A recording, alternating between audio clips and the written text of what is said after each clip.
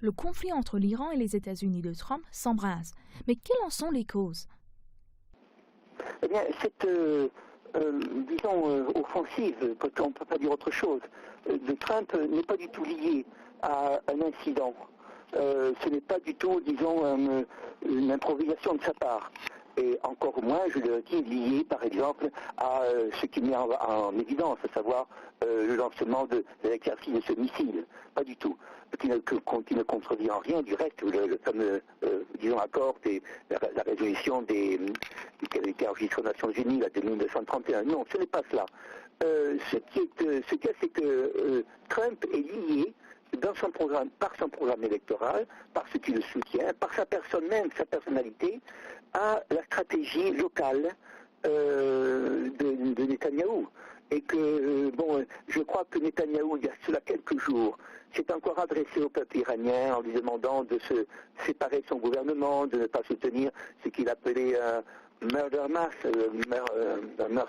un meurtrier que serait le président Assad, etc. Donc ceci pèse sur le gouvernement américain. Il y a un problème financier dans le pays, chacun le sait. Trump s'est fait fort de résoudre par des mesures, et c'est pour ça qu'il a d'ailleurs été soutenu par une partie de la population. Il a prétendu faire le ménage, disons, à l'intérieur de cela, mais il est entouré de ces gens-là qui finalement ont si je puis dire, deux corps dans leur arc. Il y a d'une part les pressions que fait M. Soros dans la société, et il y a également M. Netanyahou. Alors disons que c'est cela qui fait que le président Trump, il s'est adressé dans ses menaces et à travers ses porte-paroles, il a fait une menace, c'est contre l'Iran bien sûr, mais c'est aussi contre ceux qui indirectement, c'est ce qu'on appelle des sanctions secondaires, des sociétés par exemple européennes ou aussi étrangères, asiatiques ou autres, qui, seraient menacés de voir leurs avoirs gelés aux États-Unis si eux-mêmes continuent d'aider l'Iran dans son développement technologique. Voilà, disons, à notre avis, la position claire de Trump. Tout le reste, évidemment, ce sont des paroles, des déclarations. Quelques porte-paroles peuvent dire que, on le dit ici même dans la presse, vous savez, que l'Iran est un État terroriste, non pas parce chacun sait que l'État n'a aucune activité terroriste à l'extérieur de son territoire, mais il soutient le Hezbollah. Le Hezbollah étant qualifié par la propagande israélienne d'organisation terroriste, puisqu'il met en cause la légitimité de l'entité sioniste, à ce moment-là, par cette fausse, ce faux syllogisme, ce faux raisonnement, eh bien sûr, on effraie les gens, on veut effrayer l'Iran. Là-dessus, on dit par exemple qu'il y a même de fausses informations qui sont reconnues par notre presse ici. Je lisais encore maintenant Le Monde, qui dit que l'affirmation selon laquelle les États-Unis auraient donné, par exemple, je crois, 150 millions de dollars à l'Iran, etc., serait fausse. Ainsi de suite. Je crois qu'il y a, de la part de Trump, une initiative d'agitation autour de l'Iran. Je crois que, s'il peut me permettre de donner cette opinion sur le moyen terme, qu'il ne remettra pas en cause, car il ne peut pas remettre en cause les accords conclus. Ces accords, d'ailleurs, sont des accords de principe, puisque les Américains ne se sont pas exécutés sur leurs engagements. Mais disons que ce qui intéresse, disons, les investisseurs américains, c'est d'avoir le monopole, c'est ça, alors là, à long terme, le monopole des relations avec l'Iran et d'écarter leurs concurrents. Je crois que ces menaces contre l'Iran, ce sont aussi et surtout, avant tout, des menaces contre d'autres pays, d'autres rivaux, vous voyez, qui, dans le camp occidental, j'entends, ou en Asie, disons, voudraient prêter main forte à l'Iran. Je crois que c'est comme ça que le monde le comprend, que, disons, l'opinion publique le comprend. Je crois que le reste, ce sont des manifestations qui n'ont pas de lendemain. Les États-Unis ne peuvent pas du tout entrer en conflit avec l'Iran. Non, mais ils peuvent entrer en conflit avec justement leurs partenaires dans l'aide à l'Iran. Faisons une petite révision de ce qui s'est passé. D'abord, les provocations entre ces deux pays ont commencé avec le décret anti-migratoire de Trump.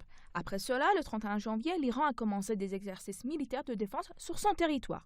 Il s'agissait d'exercices de routine ayant pour objectif de défendre le pays et de le protéger. Car il faut préciser que l'Iran est entouré de tous côtés par des groupes reconnus internationalement comme terroristes.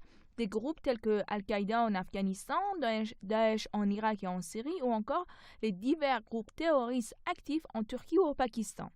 Alors, comment se fait-il qu'il soit logique que les États-Unis, qui sont à des milliers de kilomètres de ces groupes, se sentent en danger, mais que l'Iran, qui est encerclé par ces groupes, ne doivent pas se sentir en danger?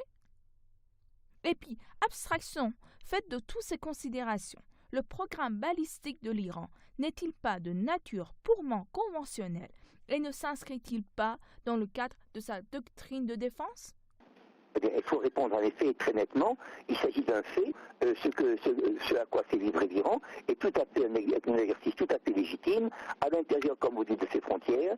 Ce n'est pas du tout, disons, remis en cause ou disons défendu par l'accord passé, puisque l'accord passé stipulait que l'Iran ne devait pas utiliser des ogives nucléaires. Bien, il ne s'agit pas du tout d'exercice nucléaire, il s'agit simplement d'exercice de défense balistique, comme toutes les armées en font, voyez-vous. Je souligne quand même, parce que chaque commentateur devrait le faire, qu'on interdit à l'Iran d'avoir un armement atomique. En effet, l'Iran, par principe, ne veut pas avoir d'armement atomique, et il a raison, mais il faut souligner il faut remarquer, ajouter aussitôt, que l'entité sioniste, elle, est bourrée d'armement atomique. Et même que l'Arabie Saoudite dit qu'elle participe à cet armement atomique. Alors, donc, vous faites bien de dire que l'Iran doit se défendre, ça n'a rien à voir avec se défendre non pas contre l'Amérique, mais contre des gens qui, bien sûr, étant dans le cas américain, comme l'Arabie Saoudite, disons, craignent l'Iran parce que l'Iran, disons, par son développement, met en cause leur propre structure, disons, politique et sociale.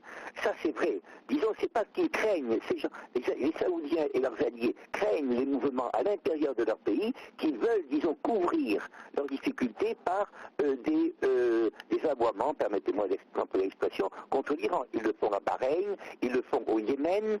Il y a eu même cette chose comique, enfin si je puis dire tragicomique, que le porte-parole américain a prétendu que la flotte iranienne avait tiré sur un navire saoudien, alors qu'en réalité ce sont les patriotes yéménites qui ont touché un navire appartenant à des forces qui envahissent et bombardent le Yémen, y compris en premier bien sûr la population civile. Donc ceci, je réponds en effet que cet exercice n'a rien à voir avec la défense de l'Amérique, que l'Amérique là, par la voie de Trump, ne défend pas ses intérêts ou sa position géopolitique, mais elle se met au service, justement, nous ne le dirons jamais assez, d'une entité extérieure qui est orientale, qui est évidemment l'entité sioniste, et il faut dire que l'Arabie Saoudite est évidemment partie prenante, c'est-à-dire qu'elle est soutenue par les livraisons d'armement que lui ont fait l'Angleterre il y a quelques années, elle est soutenue, disons, par tout un trafic financier. Je crois que l'Iran a le devoir, non seulement de se défendre, mais le devoir d'informer l'opinion, bien sûr, de ce trucage. Trucage qui est, je peux vous le dire, compris de tous. Chacun sait que l'Amérique, de ce point de vue, n'est absolument pas sincère. Même ceux qui ici manifestent une certaine sympathie envers Trump pour des raisons de désaveu, et ils ont raison d'ailleurs de l'administration Clinton ou de l'administration Obama, savent très bien que là-dessus, il y a un trucage américain, que Trump n'est pas de bonne foi, et je crois d'ailleurs que les événements montreront que l'opposition qu'il a faite contre Washington, et disons les canailleries politiques de Washington, ce qu'on appelait l'establishment, eh bien finalement ne sont que du cinéma, parce que lui-même participe de cette même politique, de ces mêmes obsessions, voyez-vous, et je crois que les événements, le temps joue contre Trump.